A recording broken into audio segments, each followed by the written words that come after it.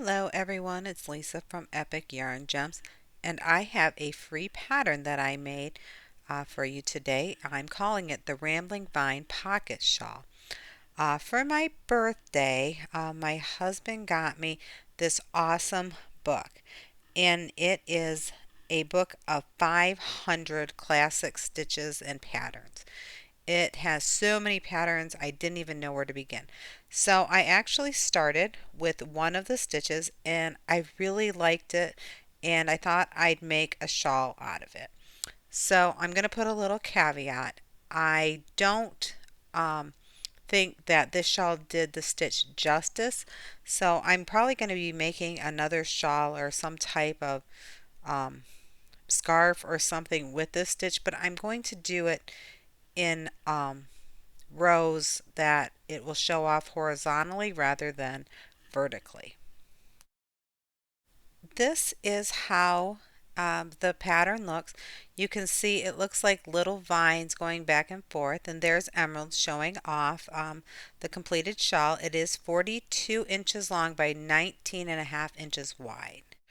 I just want to put another note here. I wish I would have made it a little longer because when I put it on, the pockets were more up on my hips rather than just, at the end of my arms, mildly extended. So I do wish I would have made it a little longer, but it is going to be a really nice gift for my mother-in-law. The yarn that I used was the Pound of Love by Lion Brand. If you've seen my review, not my favorite yarn, but it did work up really nice for this shawl. I will also put a link to the printed pattern down in the description, and I will also be putting some videos as informational little dots up there in the right hand corner of some of the stitches that I'll be using. So to start off, we're going to be using two different hook sizes, a 6mm hook and a 6.5mm hook. We're going to start with the 6mm hook, and this will be making like the ribbing on the side of the shawl. And we are going to start with a slip knot, and I'm going to do the foundation single crochet. So we are going to chain 2, and we're going to do this in multiples of 6 plus 2. So you're going to go back into the first stitch or the first chain that you made. For this, I went under both of these strands just because it gave it a little more stretch, and that's what I wanted, and the edge was a little more defined. So you'll yarn over, pull up a loop, 2 loops on your hook, yarn over, go through the first loop. This is the chain part. Yarn over and go through the 2 loops on your hook. That's the single crochet. I will put a link on how to do the foundation single crochet so that you can watch that video and it goes a little slower, and you're going to do 182 of those stitches. We're going to start the edging with a chain 1, and then we are going to do a normal single crochet into that first stitch, the same one that has the chain 1. For this, I go under both of the loops because I do like to start and end with a straight single crochet when I am doing like a ribbing row. It just really makes it a little straighter, a little more defined. So in the second stitch and every stitch thereafter, up until the last stitch, you are going to do a back loop only single crochet. And that is going to provide the ribbing for you. And you're going to continue that until you get to your 7 rows. If you want to make the edging a little larger, you're just going to continue more of these back loop single crochet rows. This made a roughly 2-inch edge, so just keep that in mind as you are deciding how many rows you want to do. After completing your edge, the next thing you're going to do is you're going to do a chain 3, but we're going to switch our hook now to give it a little more drape to the 6.5. So we're going to do a chain 3, and then in the same stitch as that chain 3, we are going to do a double crochet, and then we're going to do another double crochet in the stitch after that. After completing those 2 double crochets, you're going to do just a normal chain 3. After this chain 3, we are going to skip 3 stitches. So here's 1, 2, 3, and in the 4th stitch, we are going to do a single crochet. And this is, we're going to start the repeat now, so we will do a chain 3, skip 1 stitch, and then in the next stitch, we are going to put 3 double crochets all into that same stitch. Once you have completed your 3rd double crochet in that stitch, you are going to do a chain 3. You can see the pattern is starting to emerge a little bit. So we're going to do that chain 3, and now we're going to skip 3 stitches, and in the 4th stitch do a single crochet. From here we're going to do a chain 3, skip only 1 stitch, and then do 3 double crochets all into that same stitch.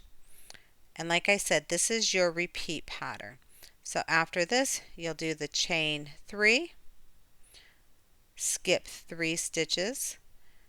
In that 4th stitch, you will put a single crochet. You'll do a chain 3, skip 1 stitch, and do 3 double crochets into the next stitch. As we come to the end of the row and there are only 2 stitches left, we're going to do something a little different. But how your pattern is looking is you can see that there are like clusters here, and they're all on an angle. So we'll be finishing up here, and when there's only 2 stitches left, so we've done our chain 3, we're going to skip 3 stitches going into the 4th and do a single crochet at the end, and then our very last 2 stitches you will do just straight double crochets into those stitches. You can see that this yarn is a little splitty. That's one of the reasons why I don't like working with it, but to be really honest, while doing this, it didn't split too bad. You can see some of the little bumps where things got a little frayed a little bit, but you know, it turned out pretty good. So I'm happy with this yarn for this shawl. We will be moving on to row 9, and row 9 is the repeat row that you will continue to do over and over until you get to the edging. So let's do our chain 3 and turn our work, and then we're going to look a little bit at the anatomy of what we have in the row. So we have openings that are from the chain 3s. We have the clusters of 3 double crochets. We'll be using that middle stitch, and I will be referring to that opening as the chain 3 opening. So as we move along, just know that's what I'm talking about. So we will start this row with 2 double crochets in the first 2 stitches. Now we are coming upon that first open chain. We're going to skip that, and we're going to do a chain 3. So we've skipped that opening, and we're going into the second stitch of that double crochet from the previous round. And then we'll do another chain 3, but we're now going to go into that chain 3 opening from the previous round, and we are going to do 3 double crochets into that opening. After you've completed that, we will do another chain 3. We will be now again skipping that opening and going into the second stitch of the cluster of double crochets from the previous row. Chain 3 again. Go into the next opening with 3 double crochets, and in the pattern and also in the description that is across the screen, anything between the 2 asterisks is what you are going to continue to repeat. So like I said, this is the repeat row until you get to your desired width of your shawl. So when you get to the last double crochet, we're going to do something a little different. I don't typically do this because I don't like to stitch into the churning chain, but it actually made this have a nice edge on it. So when you're on your last stitch, you'll put a double crochet into that stitch, but then in the turning chain, you will also put a double crochet. Now that you have your second row, you can see that the clusters are kind of tilted to the left and to the right, making kind of a vine looking pattern. And once I got to row 37, this is where I ended for my crochet, and I was going to do the edging, and I switched back to my 6mm hook. So I'm going to do a chain 1, and then I am going to do a single crochet in each stitch all the way across. So even in those openings, I am only going to put one single crochet in there, and once you get to the end, you should have the same amount of stitches that you had at the starting chain. So you should have 182 altogether. By doing this, you're just making a nice straight foundation for the edging to work off of. So for row 38, you are going to chain 1 and do a single crochet in the first stitch. Then in all the stitches until your very last stitch, you are going to do a back loop only single crochet. This is exactly the same as we started with, and you are going to do this for rows 38 through 44. Like I said, this should make about an 2-inch border on the edge of your shawl. So here we are finishing up. Going to cut off the yarn and tie it off here.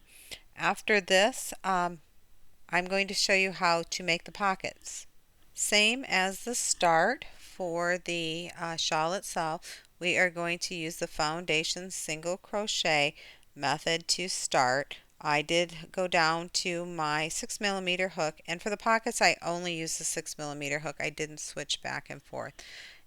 There is a different way to do this. If you don't like the single foundation chain, you can do just a normal chain and then do a row of single crochets, and that will count for the foundation single crochet. And for this, we are going to do multiples of 6 plus 2. And for the pockets, I did 26 stitches. So like I said, you can use the alternate method for starting this. Actually, you can use that alternate method for starting the pocket shawl as well. You will be making 2 pockets for this if you want to put the pockets on it. So just keep that in mind, that you will be doing 2 identical pockets to attach to your shawl. So once you complete that, this is going to be your row 1. You are going to do a chain 1, single crochet in the first chain, going under both strands, and then you are going to go all the way across with back loop only single crochets, and in your last stitch doing just a normal single crochet. And you're going to do that for rows 1 through 4. And for row 5, this should look familiar. We are going to do a chain 3, a double crochet in the same stitch that we did the chain 3, and then another double crochet in the stitch after that. Then we will be doing a chain 3, skipping the next 3 stitches, and then into the 4th stitch we will be doing a normal single crochet. Then we are starting upon the repeat pattern for this row. So here we finish that single crochet. Now we're going to do a maybe we're going to do a chain 3, and we are going to skip 1 stitch, and then we will be doing 3 double crochets into that next stitch. And like I said, this should look familiar. This is the exact same way that we started the shawl. So these pockets are going to be the exact same pattern as the shawl itself. After that third double crochet, we are going to do a chain 3 again. You can see it's looking very familiar.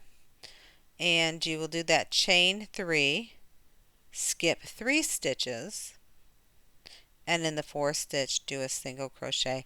And we will be doing that repeat pattern all the way till the end until we only have 2 stitches left. At that time, we will be putting a double crochet in each of those 2 last stitches. And for rows 6 through 11, again, this should look familiar. You are going to do a chain 3, turn your work, put a double crochet in the next 2 stitches. You are going to skip the 3 chain opening, and then you will do a single crochet in the center of that cluster of 3 double crochets. In the next chain 3 opening, so after your single crochet, do your chain 3, and then in that next opening, you will put 3 double crochets. And that is the repeat pattern. Like I said, exact same repeat pattern as the shawl itself, and you will do that for rows 6 through 11. And to finish off your pocket, you are going to finish with a chain 3, turn your work, and then you're going to put a double crochet in each of the stitches and the openings all the way across. You should have a total of 23 stitches once you have completed this. This is just to even the row off, and I did a row of double crochets here just because it gave a little more thickness if you are going to, or not if, how you are going to attach your pocket to the actual shawl. I give you fair warning, I am not attaching the pockets is not my favorite thing. What you need to do is just make sure that it is in the middle and that it is exactly where you want it before you start to attach it. You can attach it any way that you would like. You can use the mattress stitch, you can use any stitch that you want, and good luck with attaching it. Like I said, not my favorite thing to do. But here is the finished pocket shawl. And I do have a model for me who is a little bit shorter, and you can see that it fits him a little bit better. Also, if you wanted, you could attach fringe to the bottom to add a little bit more length to it. I hope you've enjoyed this pattern.